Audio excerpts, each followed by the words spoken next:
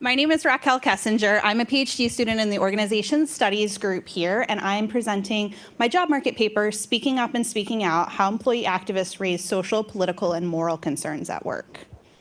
In recent years, we've seen employees openly protest their companies. For example, Wayfair employees, hundreds of them, took to the streets to raise political concerns about the organization's decisions to sell beds to U.S. Immigration and Customs Enforcement in light of child separation policies.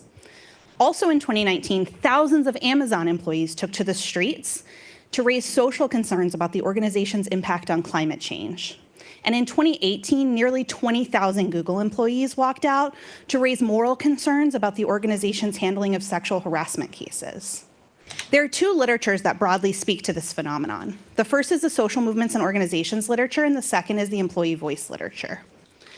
Very briefly, what the social movements and organizations literature suggests about employee activists is that they balance social norms with efforts to change their organization's practices and policies due to resource dependence on the organizations.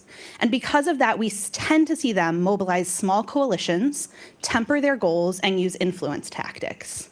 In particular, as part of this approach, they engage in smaller scale mobilization. So in these three stages of mobilization, when they raise issues, they tend to frame claims according to organizational values. When they identify potential allies, they tend to rely on personal networks, relationships, and identity-based groups. And when they prepare for action, they leverage organizational routines and structures to discuss plans. This leads to the approach that you may have heard as issue selling, tempered radicalism, or social entrepreneurship. If all of that is the case, however, why are we observing these large-scale, contentious employee activist movements? And this raises the research question, what new practices might employee activists be adopting to raise these concerns at work? Another literature that speaks to this phenomenon is the employee voice literature. We know from that literature that, first of all, leaders have reasons to encourage employees to speak up at work. First, it can benefit the organization and its customers through increased innovation and learning, improved work processes, reductions in errors, and prevention of crises. It can also preclude costly public and legal complaints. Second, we know that leaders have ways to encourage people to speak up inside the firm instead of outside the firm. They can create signals about how effective and welcome voice may be. They can also foster formal and informal mechanisms for promoting voice. This might look like a flat culture, adding voice to firm values, or establishing formal grievance procedures like HR and ombudsman channels. And indeed, we've seen a wave of organizations adopt approaches that include radical openness and implement new voice mechanisms like company-wide town hall meetings, adopting new communication technologies that may include digital chat tools or internal online forums. And they say that they're doing this because it increases employee commitment and cross-department collaboration, including problem solving outside the scope of employee responsibilities.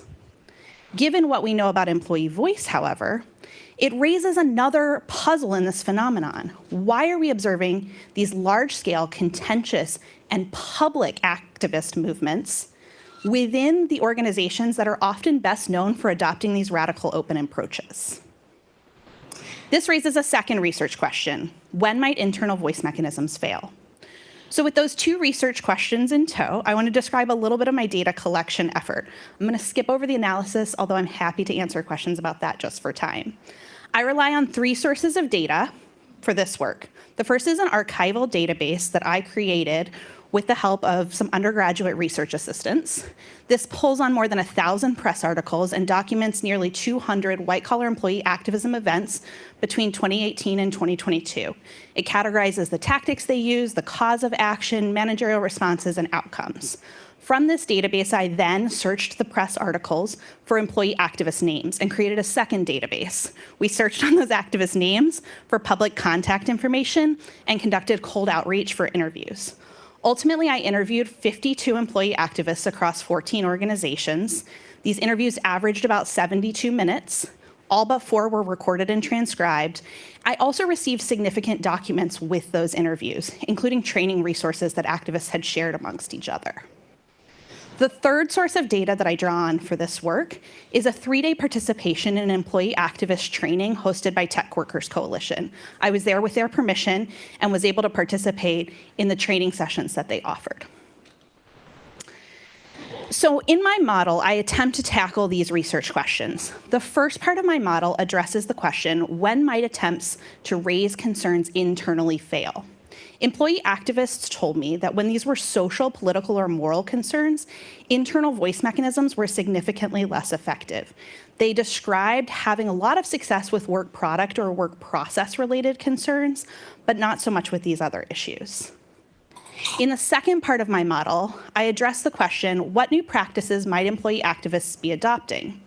Here I show that employee activists co-opt the very internal voice mechanisms that leaders establish to encourage them to speak up internally to instead organize their collective action efforts or amplify their noisy exits. In the third stage of the model, I think about the implications for organizations. And in particular, I do this by considering how leaders react to this co-optation of internal voice mechanisms and how activists adapt to that reaction. So today I'm going to focus on the second and third parts of my model because of time. There's some interesting data about the experiences people have as they try to raise social, political, and moral concerns in the paper if you're interested. So in this second part, employee activists co-opt these internal voice mechanisms, and they tell me that these mechanisms help them raise awareness, identify potential allies, and prepare for action. So in this first stage of mobilization, employee activists rely on town halls, digital chat tools, email listservs, and internal online forums. And this affords them the reach and efficiency to lay groundwork for activism. It affords them reach outside of their teams, their departments, and their personal networks. It also permits them to have asynchronous and synchronous conversations. Examples of this included Facebook activists who told me about soapboxing at town hall meetings where the entire company was present, or Google and Facebook employees who talked to me about posting concerns to digital chat platforms or on internal social media. In the second stage, they identify potential allies. Here they use digital chat platforms, internal online forums, collaborative working documents, and survey software, which affords them relatively low-risk ways to take the temperature of their peers before escalating their actions. So here activists told me that they would post memes on internal forums and monitor upvotes, likes, and trending topics, a way that they could get a sense of who else was interested in this concern and potentially willing to act before escalating their actions. They also talked to me about using collaborative working documents and survey softwares to collect anecdotes from across the organization about how different peers had been impacted by certain concerns. Finally, employee activists used these digital free spaces to discuss and advertise their plans. They went to digital chat platforms, email listservs, and internal online profiles. And here, they would assess preformed groups who would likely support their cause.